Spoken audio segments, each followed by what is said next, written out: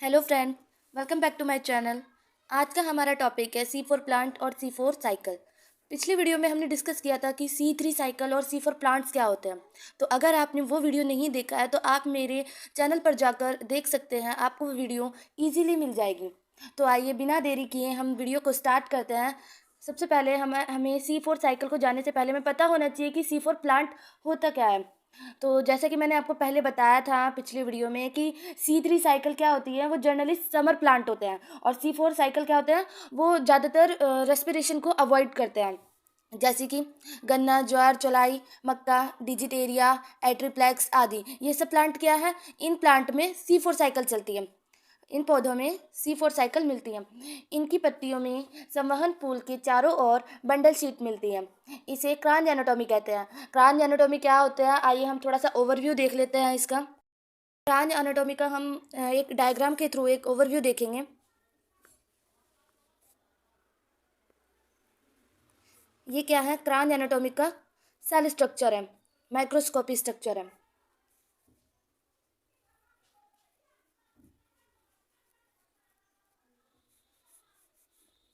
इस पार्ट को हम कहते हैं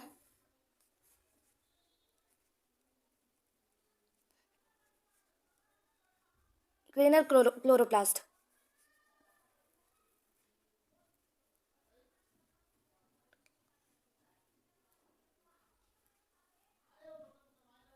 यहाँ पर हमारी C3 साइकिल होती है, और इस पार्ट को हम कहते हैं ए ग्रेनल क्लोरोप्लास्ट। ये हमारा यहाँ पर बंडल शीट सेल होती है।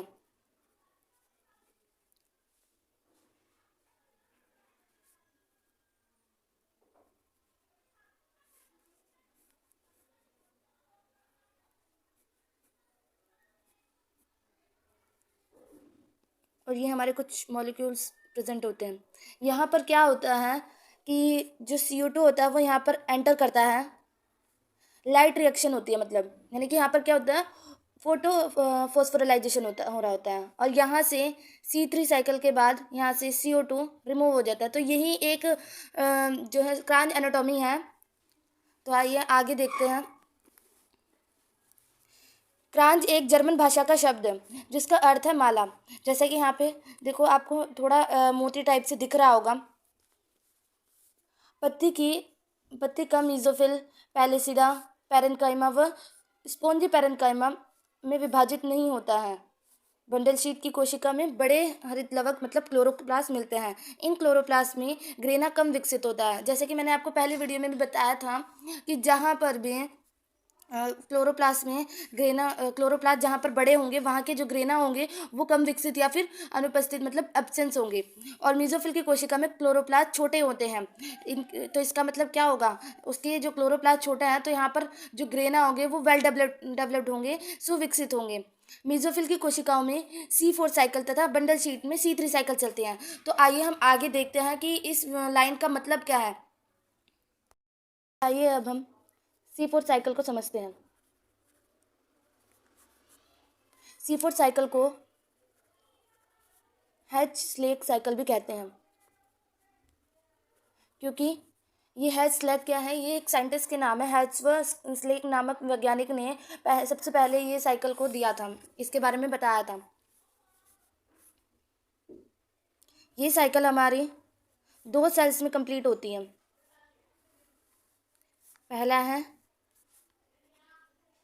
Mesophyll cell,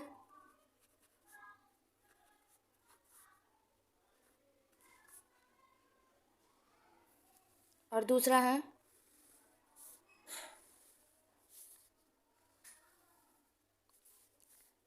bundle sheath cell.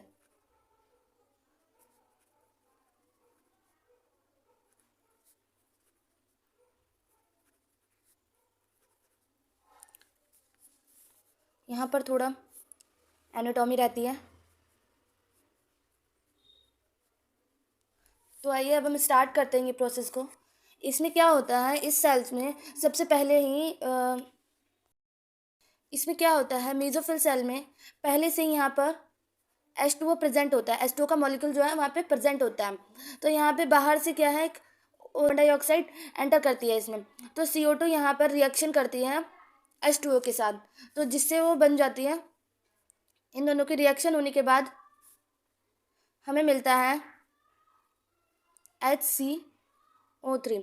अब आप बोलोगे ये HCO3 कैसे मिला, तो आइए हम थोड़ा सा देखते हैं। H2O के साथ CO2 की रिएक्शन कराने पर हमें मिलता है H2CO3। अब हम इसको भी अगर हम डिवाइड करें तो H मॉलिक्यूल्स यहाँ से बाहर निकल जाता है तो HCO3 मिलता है, जिस पर इसमें H बाहर निकलने से नेगेटिव चार्ज आ जाता है, तो हमें ये ऐसे मिला। फिर इसके बाद यहाँ पर एक एंजाइम हेल्प करता है जिसका नाम है PEP। PEP की फुल फॉर्म है फॉस्फोइनोल पायरुवेट, जो कि 3 कार्बन कंपाउंड का होता है। और यहाँ पर हेल्प करने वाले एंजाइम का नाम है PEPCO, पेप्को। यहाँ पर इसकी हेल्प से हमें ऑक्जेलिक एसिड मिलता है, जो कि 4 कार्बन कंपाउंड का होता है। ऑक्जेलिक एसिड के बाद मैलिक एसिड में कन्वर्ट हो जाता है। और अगर किसी केस में अगर ऑक्जेलिक एसिड मैलिक एसिड नहीं बना रहा है तो ये NH3 मतलब अमोनिया से अटैच होकर एस्पेरेटी एसिड बनाता है। फिर ये मैलिक एसिड बंडल शीट में एंटर करता है,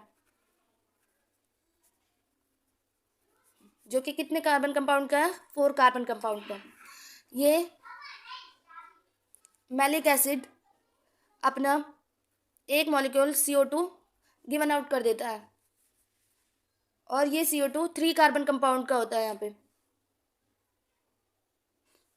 सॉरी, ये जो CO2 है ये 1 मॉलिक्यूल निकालता है, सिर्फ मैलिक एसिड CO2 का सिर्फ 1 मॉलिक्यूल निकालता है, और यहाँ पर इसके पास कितना रह जाता है,